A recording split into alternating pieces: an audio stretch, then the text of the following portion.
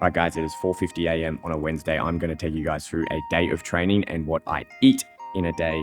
Today is Wednesday. It's one of my bigger training sessions. I've got a long run this morning and then I back that up with a long run in the mountains this afternoon. So I'll take you guys through everything that I eat to support that training throughout the day. But right now we've got to hit the road, get up to the mountain. Let's go. So first thing I do every single morning, wake up, I'll mix up 600 mils of electrolytes and then take my dog Moose for a walk, and that allows me to do two things. It allows me to loosen up the body, loosen up the muscles, and then also hydrate. After that, I come back and I'll get into my pre-training fuel. So lately, because it's around Easter time, I've been having chocolate hot cross buns. Really, really good, easy, simple source of carbohydrates. 37 grams of carbs in every hot cross bun. Sit really light in your stomach, very easy to digest. Really, really great pre-training snack. I have that and then a cup of coffee, and then I'll come out and I'll go into my session. Now, because I'm getting ready for this 100-mile ultra marathon, I need to train my gut. I need to get my gut very used to taking on board fuel as I'm exercising. So what I'll do every single training session is make sure that I'm fueling up. So during my training, I'll be also taking on carbohydrates. I have 4 500 ml flasks, which are filled with 30 grams of carbohydrates. And I've also got other simple carbohydrate sources, which range from sandwiches to cookies to carbohydrate bars, which will be giving me anywhere from 30 to 45 grams. All up, I'm aiming to be getting anywhere between 60 to 90 grams per hour as I'm training.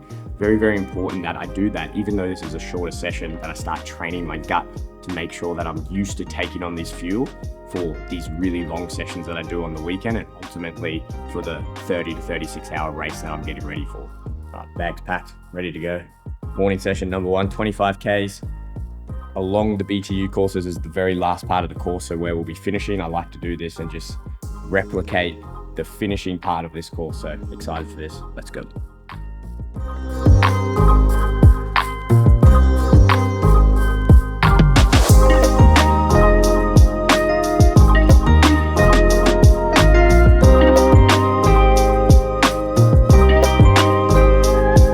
All right, so just come in, about 10 Ks in, just over an hour. Not sweating nearly as much. It's nice and cool, so lovely now the sun's out, but only had one bottle, 500 mils. Wouldn't have more than that in this type of weather because I'm not sweating as much. So that's 30 grams of carbs. Plus I've had the sandwich, which is another 30 grams. And now I'm gonna put in this little bad boy. These are really nice to break it up, but that's another 25 grams of carbs there. So that's going to be, that's at, we got 30, about 30, 60, 85 grams of carbs for the hour. So that's really good. That's where I want to be hitting. And you just want to get your gut used to it. You've got to practice this stuff in training because on the day you just want to be consistent with it. So get this in, keep going. See you guys in the next 5K.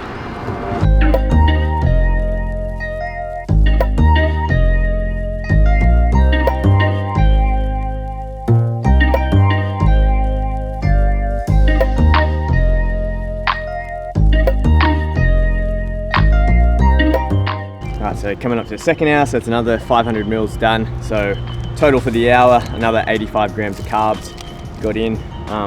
This session is really good. I think from an accumulative load point of view, this Wednesday's morning session is really hard because we have Saturday long run, Sunday long run, Monday moderate length run, Tuesday extremely hard interval work, and then we back it up day 5 with this double long run Wednesday morning, Wednesday afternoon. So it's really good training for the actual race because your legs are just fried.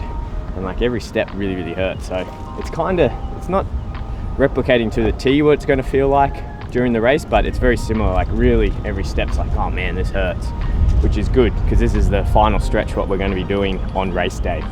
So get a little bit of race simulation going.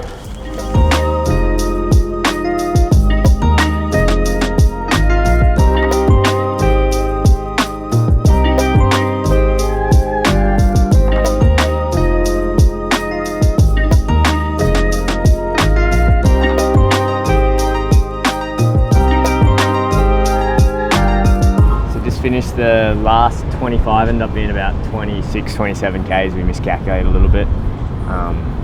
Really good, felt really strong. At the end of all of these races or every training session, I try to visualize finishing the race and like imagine yourself what you're going to be like when you finish it, and like you come over it, hands up exactly like you do it. All my top level athletes, all the top level fighters do it when they finish. or our top level, elite level runners, when they cross the finish line, they visualize and practice, and I try to do it at the end of every session, and that's literally the finish line, just 20 meters over there. So it's good to do this little dress rehearsal 12 weeks out. Felt really strong, and yeah, feeling really, really good about this race.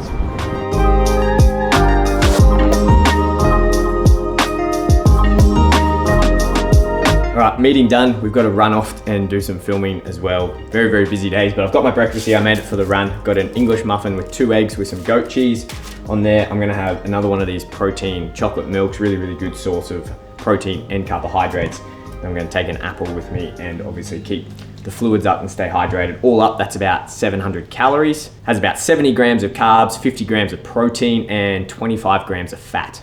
Yeah, so that's a really good breakfast to make sure I'm topped up for this afternoon's training session, but we're gonna get going, so let's head over to filming, and then it'll be time for lunch when we get back. Let's go.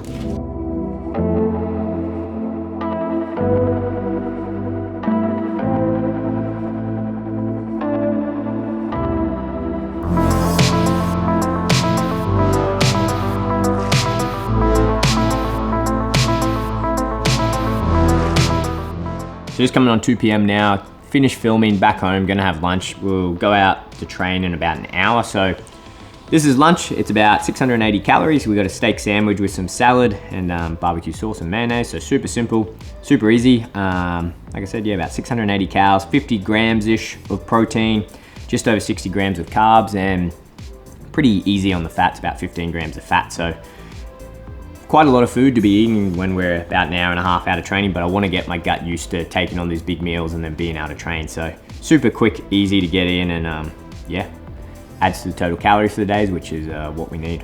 Yeah, to be pretty rough on the gut if you haven't trained it and gotten used to eating, but we're still going to eat before we go out there and then during that session as well. So just make sure we stay on top of the calories. The whole aim of the game when it comes to fueling a training block like I'm doing, where there's lots of volume, is making sure you're actually fueling that training. So that means eating frequently and getting a lot of calories in, and getting calories from the right macros and the right food. So constantly be fueling. I'll be burning a lot of calories a day, so we've got to put in a lot, not just to get through these sessions, but so I can get through tomorrow's sessions and then the big ones on the weekend. So we'll tuck in.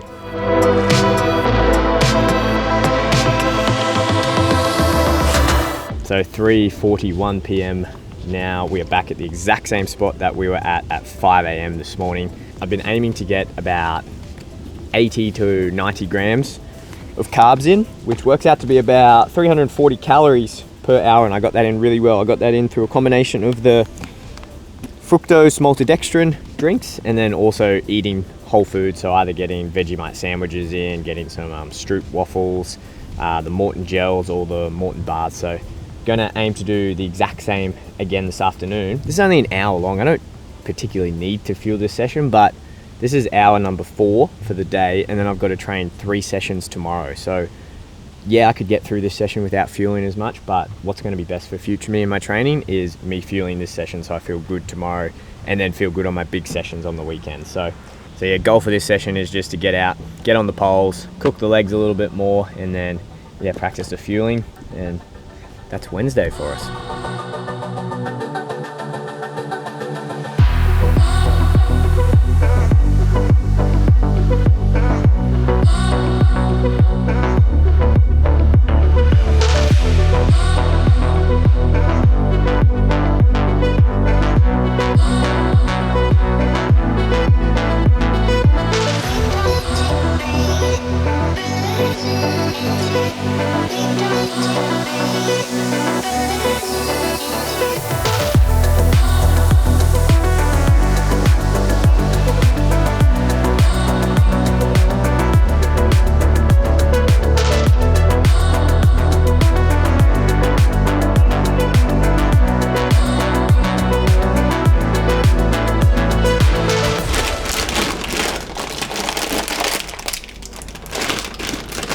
Throw it all in there, give it up for a couple meals.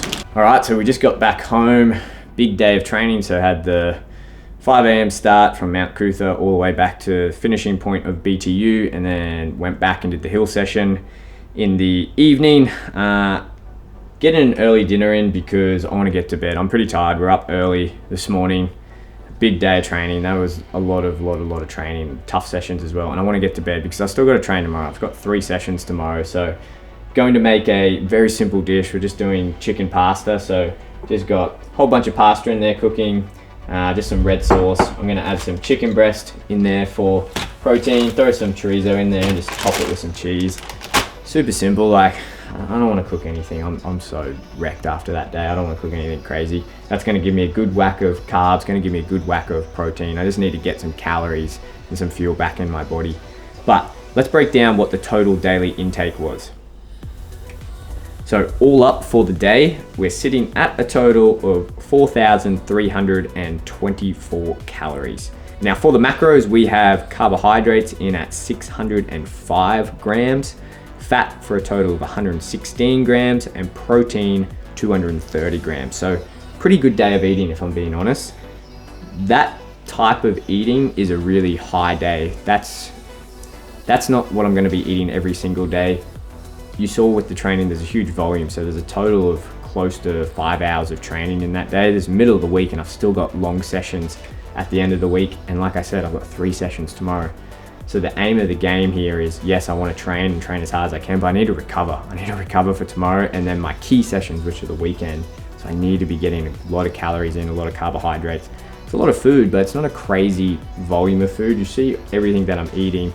I'm ticking all the boxes, but I'm not doing anything too crazy. I use a fiber supplement because normally I would eat a lot of salads and veggies, but when you're eating this much food, it's hard enough to put in your gut. So I'd rather just take the fiber sup and then just have a little bit less of that and then have my multivitamin.